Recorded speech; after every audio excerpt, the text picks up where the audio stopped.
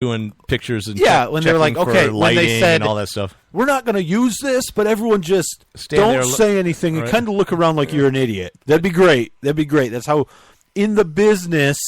That's how we do it in the biz. Is we have to have you just look like an idiot for 9 seconds. And so when you actually see it in the documentary, that's what it looks like. It looks like they were dumbfounded. They didn't have an answer. They were looking around like, wow, I never thought of that. Like, that's oh, my gosh, how do we stop the terrorists from getting the guns? When, in fact, the reality was much different. Yeah, and here's the actual audio. Notice even the question, which I understand they edited that, but the way she asked it was like, you knew she was asking. Yeah, you knew she was asking it for a reason, and she had some motive. If there are no background checks, how do you prevent? I know how you all are going to answer this, but I'm asking anyway. If there are no background checks for gun purchasers, how do you prevent felons or terrorists from walking into, say, a licensed gun dealer and purchasing a gun? Well, one, if you're not in jail, you should still have your basic rights, and you should go buy a gun. So if you're a terrorist or a felon? If you're a felon and you've done your time, you should have your rights. Well, the fact is we do have statutes, both at the federal and state level, that prohibit classes of people from being in possession of firearms. If you're under 18 in Virginia, you can't walk around with a gun. If you're an illegal immigrant, if you're a convicted felon, if you've been adjudicated insane, these.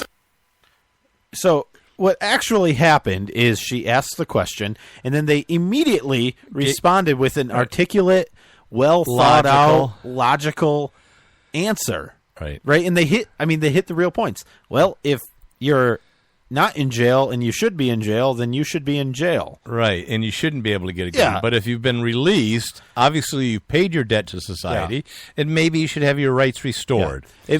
And what they did talk about later, too, the other big point is, how do you know if a terrorist is a terrorist before they commit a terrorist act? So if you really think they're a terrorist, why aren't you arresting them, trying them, and putting them in jail if they're guilty of something? And if you don't have enough to arrest them and put them in jail, then they are not a terrorist. Right. Or they might be a terrorist, but you really have nothing. Are you a terrorist? And that's the other thing. How do you define Are you that? a terrorist before, like if you plan an attack, are you a terrorist? Yes. Even if you don't commit the attack? Yes. Really? Yeah. I don't know. That's thought police, right? Yeah, well, that's the point. In this that's country, the point we don't made. punish people unless they... Minority Report, right, which is a pretty famous movie about it, but there's also been, like they mentioned, Supreme Court decisions that have said you can't prosecute people for something that you think they're going to do in the future. Right. You can't. Yeah. But a very different reality from the 9 seconds of silence and then ominous music that they actually released in the video to this. She's getting some flack for question. It. I mean, she's getting flack right now. That's what we're doing. We're adding to the flack. And this is the one that's going to hurt her. Right. This show right here will bring Katie Your career's over, Katie. Down. Mark I our know word you for never it. thought. Call us up. Have us on your show. We'll talk for a long time about our show. But damn it, you're coming. Hey, I'm willing to sit there and do a 3 or 4 hour interview. Oh, and that's the other thing. Let's do that. Dr. John Lott, leading authority, probably. That was called a setup. I know. Thank you. And shut up. I know what it is. In the biz. Oh, boy, you're taking the magic out of radio. We'll never get a Marconi. Because it's what you do to me every time I try to talk. I know we do. And we'll never get a Marconi.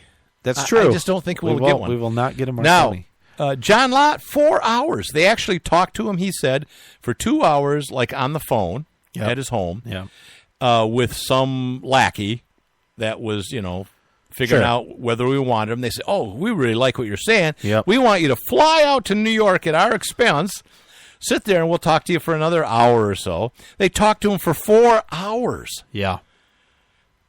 And telling him, we really like what you're saying. He's explaining all of this stuff. And the sad part coming is up with statistics and actual data. The sad part is they only put 3.5 hours of that interview into the film. They put nothing into it. Nothing? And the response was, well, we really thank you for, talking for 4 hours with us, but all of your data's been debunked. And it's worthless. So we're not going to use any of it. And by debunked, what they mean is groups like the Brady campaign put out a statement that said John Lott's wrong.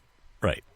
And Katie they don't Couric cite any of and it. the editors, and I think she was one of the producers of this thing too. So she can't get away with just saying, "Well, I was just doing an interview. Right. I didn't edit it. I'm just the fund it." talent there. Yeah. Right. I mean, come on. Yeah. Horrible. Now, she probably did learn it from NBC, right? Because NBC, remember... Oh, absolutely they did- anti-gun. Well, anti-gun, but they And so edited is- the Zimmerman 911 call. You remember Yeah, that? and so is Matt Lowry's totally Oh, yeah. anti-gun and all Yeah, that. big And time. they work together. Horrible. I want to go real quick. So, anyways, Katie Couric, terrible person. Louisiana may pass. You don't know that. You don't know Katie Couric. I do know her. Oh. I was married to her for 3.5 months. Yeah. Louisiana may pass a law that She didn't know that. Oh, she didn't know it at all. That's why I got no alimony. Louisiana may pass a law that makes it a hate crime if you attack a law enforcement officer, a firefighter, or EMT. No, good. I think we need Because special classes We of need people. special people for that. Like they don't get enough. Look, here's the special deal. exemptions. I don't care. Well, right, they do. But the same people that are pushing for this this law to make this class of people special and make it a hate crime are the conservatives, with quotes, that are angry that hate crimes exist for other classes of people. Really, I thought this was a liberal. Did push. you really think Yeah, that? I think oh, so. come on. I don't know. I think Come so. on. Anyways, Really? if you attack a law enforcement officer, a firefighter, an EMT, it should not be a special classified hate crime Here's to get the- the feds involved. Well, okay, here's the deal. Right, that's true. So a crime can be a crime. I'm okay with it being a crime to attack a law enforcement officer or a non-law enforcement officer, right? Right. But a crime is a crime. right. You add an adjective, hate crime, and then all of a sudden it's a different crime. And with different punishments and different criteria. Yeah, with the same effect, right? And they're foolish enough because the person that's proposing it says, well, this will stop attacks against law enforcement officers. Really? Yeah, they said that. Oh, well, if that's the case, then I'm all for it. Yeah, this will fix the problem. Not that the fact that the law enforcement officers are abusing their powers and having all kinds of issues You know what? with stuff. I don't know about firefighters. I don't have a beef with any of them. EMTs either. I have an They idea. just throwing that in there to Look, try to sell it. I think probably nobody's ever thought of this, but I think it's a good argument. Why don't we institute universal background checks before anybody can interact with law enforcement officers? Oh, that'd be good. And then you would ensure that the bad people that attack law enforcement officers wouldn't be allowed to interact with them if we did a background check. I would like to know how many firefighters and EMT get attacked. Probably not as many as law enforcement officers, but it happens. Or you and I. I want a hate no, I crime think more against than me. us for sure. Because Probably. look, they're dealing with drunk people and people on drugs more often than And we're than the public usually, is. we are the drunk people right. and the people on drugs. Right. So when we get attacked, it's usually by a firefighter. those firefighters, they are sneaky. They're angry that we're peeing in their backyard. Oh, boy.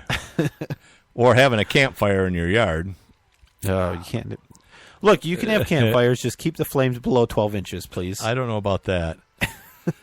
Oh, boy. Well, I know there are lots of ordinances like that, right? All right. Let's finish up on this. This is another Hawaii? history beat. Hawaii? No. Oh, come on, Oh, Hawaii. okay, do Hawaii. Nope, not doing it. Look, Hawaii is trying to pass a law to enter gun owners when you purchase a gun to enter you in a federal database. Right. Could be the first state to put that into law. That will automatically notify police if an island resident is arrested anywhere So in the country. They have a huge problem. They have up to 20 a year where someone owns a gun in Hawaii and then they go to like Arizona, commit a crime, come back to Hawaii, purchase a gun, but since there's no federal database, they don't know that person now cannot own a firearm, and so they get another firearm. And I'm serious. It was like the chief of Hawaii or whatever the police or something. State I don't police know or what something. it was. He said this happens up to 20 times a year. Ooh. Are you kidding? 20 times. When I heard that that statistic, I said, "Whoa, almost 2 times a month. This is a real problem." That almost twice a month. Almost twice a month, but not quite. Okay, what do you want to do real quick? You got 30 seconds. No, 10 seconds. World War II 8 strangest seconds now. battle when Americans and Germans fought together. 5 days after Hitler committed suicide, 3 Sherman tanks tried to take back a castle, and American troops went together with German troops that were against the SS, actually fought with Americans and French against the 17th Waffen SS Panzer Grenadier Division, and won. They were a crack troop of the Third Reich. All right. Well, that's pretty exciting. Yeah. See you next week. Yeah. Bye-bye.